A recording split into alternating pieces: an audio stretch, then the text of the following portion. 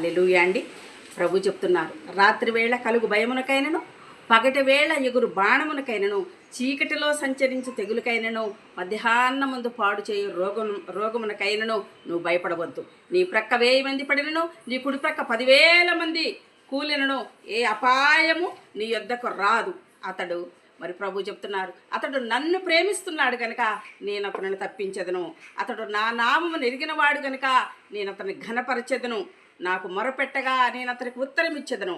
శ్రమలో నేను అతనికి తోడయ్యుందును.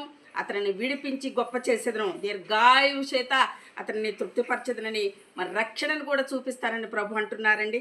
అందుకనే ప్రభువుని యెహోవాను స్తుతించుట మంచిదే. నీతిమంతులు ఖర్జూర వృక్షము వలె మొవ్వ వేయుదురు. యెహోవా మందిరములో నాటబడిన వారై ఉందురు. ఆయన ఆవరణములో వర్ధిల్లుచూ ఉంటారట. కాబట్టి ముసలితనమందు వారిని చిగురింప చేస్తాను.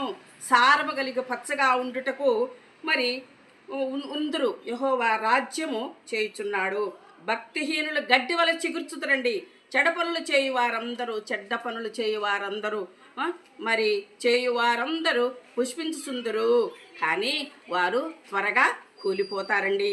కాబట్టి నా కొత్త తైలముతో నేను నిన్ను అంటుకుంటా, నా నూనెతో నిన్ను అంటి నిన్ను శుద్ధినిగా చేసి నా రక్తముతో నిన్ను శుభ్రపరుస్తానని ప్రభు చెప్తున్నారు. కాబట్టి యెహోవా యందు నమ్మకించిన వారు మరి ఎప్పుడునూ మరి కూలిపోరు. కాబట్టి ప్రభువునందు మన విశ్వాసం ఉంచి ఆయన యందే నమ్మకంతో మనం ఉండాలి. Praise the lord. Amen. Hallelujah.